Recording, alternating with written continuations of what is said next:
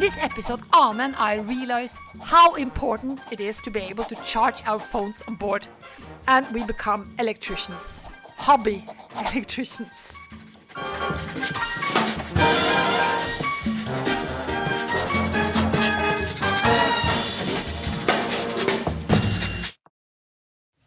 Hi, my name is Anna, and this is my husband Leif Erik.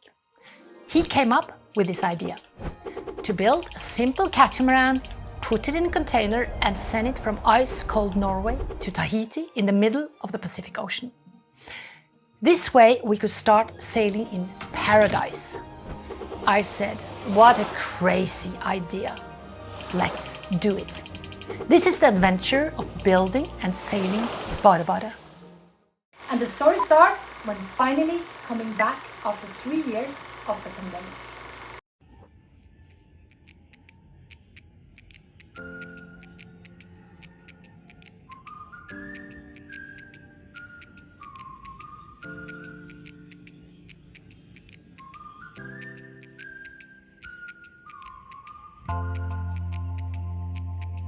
So Ane and I, we had been working on the electrical system for days and days. We both brought two sort of like solar panels, like beautiful orange ones from a Norwegian company called Kjell & Company. And they just didn't work, you know? I mean, they didn't take the sun at all. So even though, you know, they were like, when you folded them out, they were like this size, it was not enough for our phones. So we kept constantly going to Daniel, when he was around, to his boat for coffee, and he would serve some, you know, some cakes and some fruit and things, and we would just start charging everything. And even if we were in a museum or in a cafe or anywhere where we managed to charge, we charged.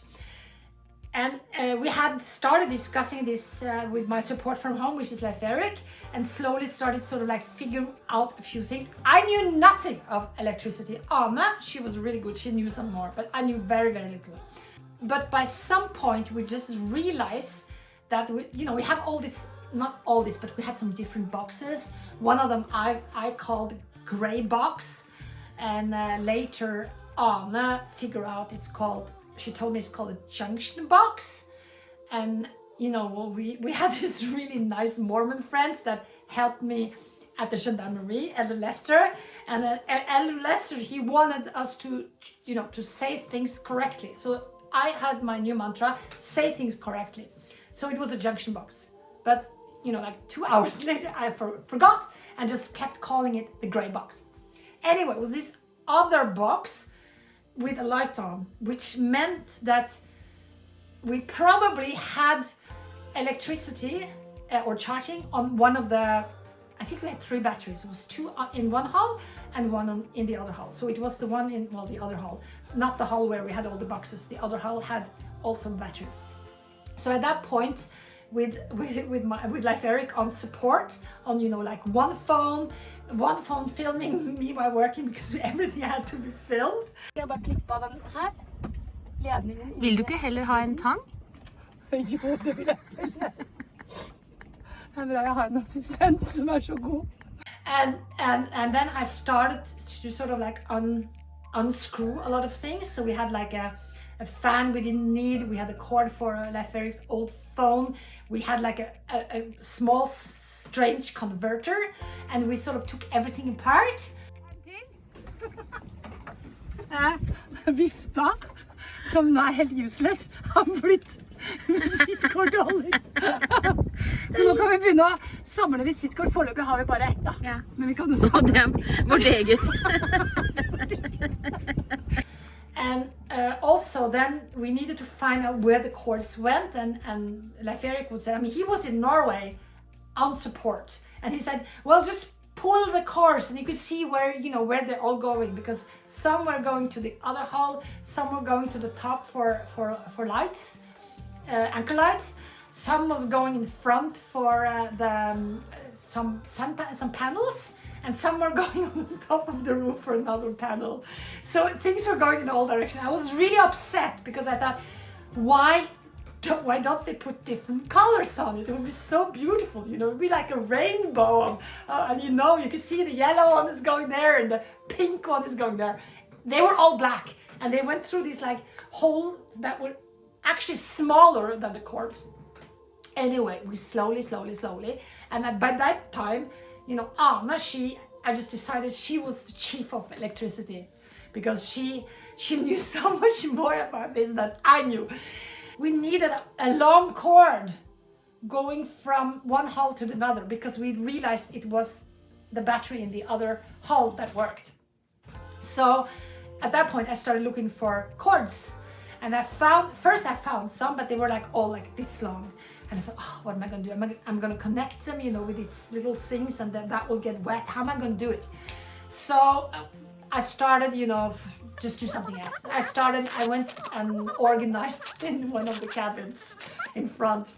And that's where we found all Laferic's shirts from the flea market 3 years back. So we started, you know, trying on all these shirts. It was like 12 of them, and we took some photos. So, you know, it's a good distraction from what you're actually doing.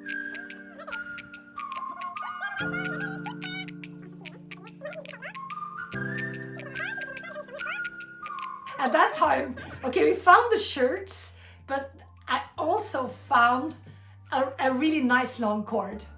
So now we realized we could attach that to something in that gray box, which is a junction box. Thank you, Elder Lester.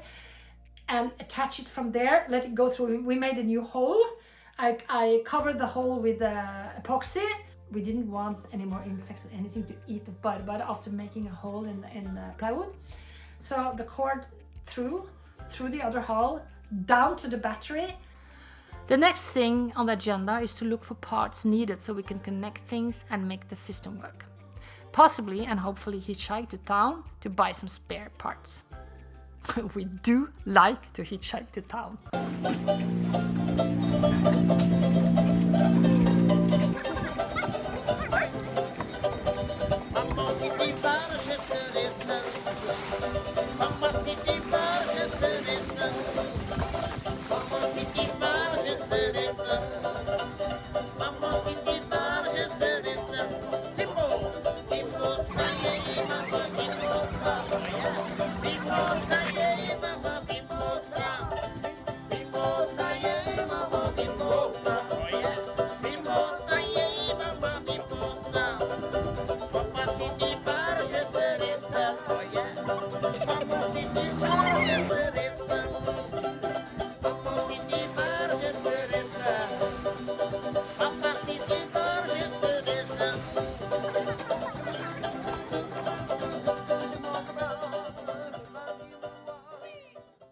And we had been discussing with Eric from Norway and Anna and me, you know, I said, can we die from this?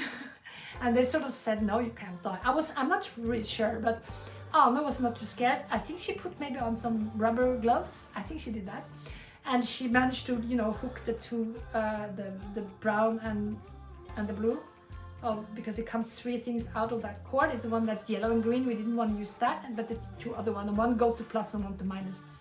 And we managed to do that, and back into not the gray box, but that other box says 13.5.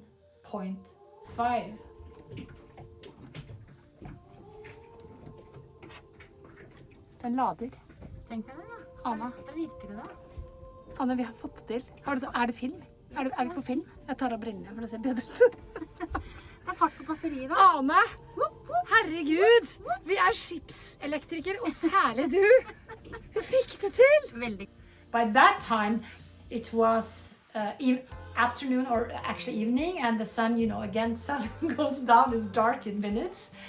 And I didn't want to try to charge my phone because I didn't want to start using it. But next morning, as soon as, well, actually before the sun came up, I was sitting quietly, just looking at that box, putting in my phone, see what's happening, looking at the sun, slowly see that it was still charged. So by this time, we could charge our phones. It was wonderful.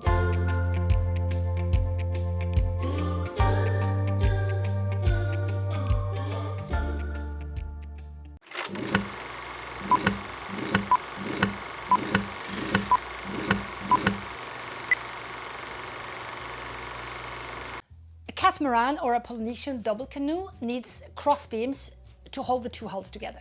They could be fastened in different ways. We followed the drawings of our Warm Tiki 38 and were later to lash the beams together with hulls with long ropes tied around many times and finally fastened with a special knot. Out of 18mm plywood, Norwegian pine and glue, we made the 4 cross beams.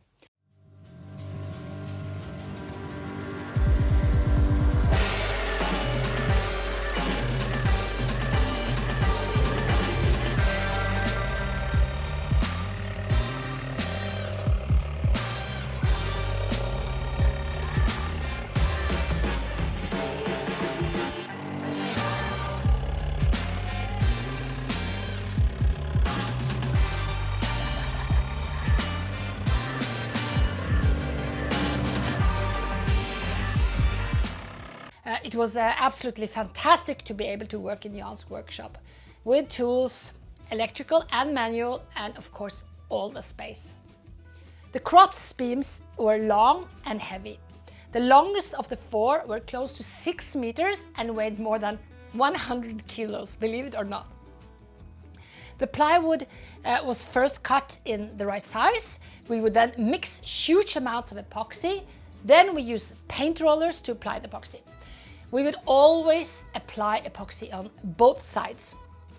We would then stick the pieces together and use huge screw clamps to sort of, like this, to hold the pieces firmly together for it to harden properly. And let's get the terminology, which is a difficult word in Norwegian. Anyway, let's get it correct. Epoxy does not dry. It hardens or cures. It's actually a chemical reaction. It goes from liquid to gel to a solid state. And we had to work rather quickly, otherwise the epoxy would almost start like boiling. That's when it would get all hot in the box and we knew it would become hard very quickly.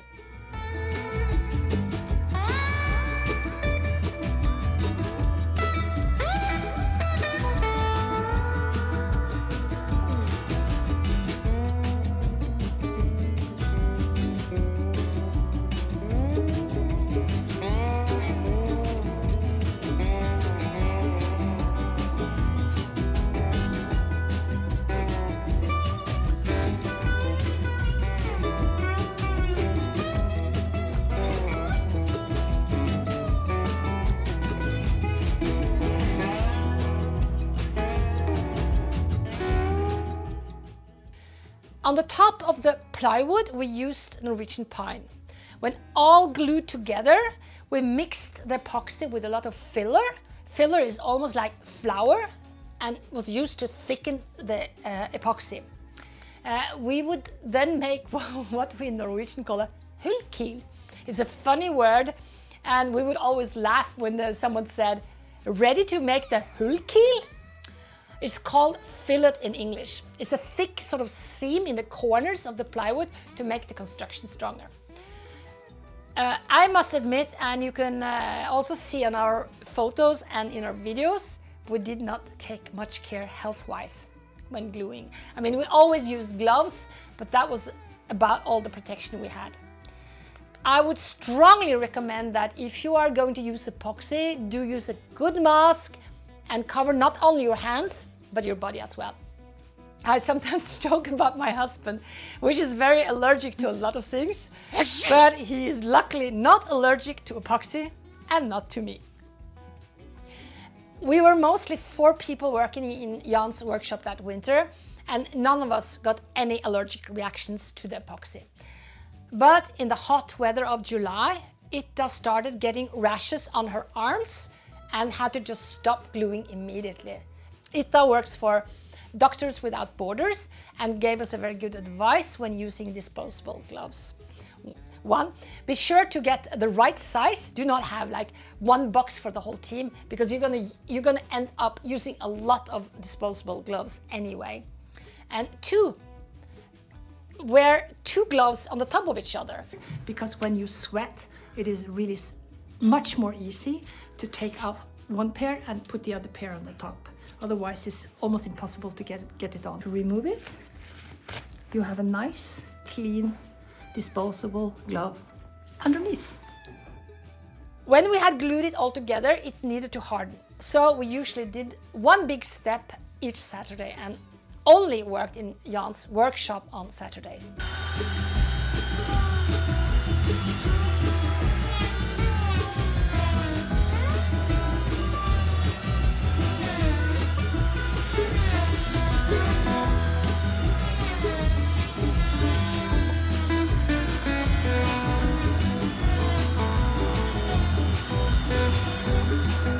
But in between, Leif Erik would do lots of planning for the next Saturday. So we would always be well prepared and have whatever we needed. Usually we got together around 11 and worked until 5.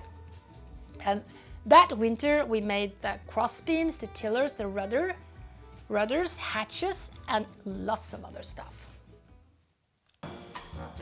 Thank you for watching my stories. If you like what you have seen, I can make more videos. But to be able to do that, I need a little help. To keep the videos coming, you can support me by subscribing, by hitting the like button and the notification bell. It takes a lot of work and effort to make these videos, and if you want to help me a little extra, please check out my Patron. Thanks to all my supporters.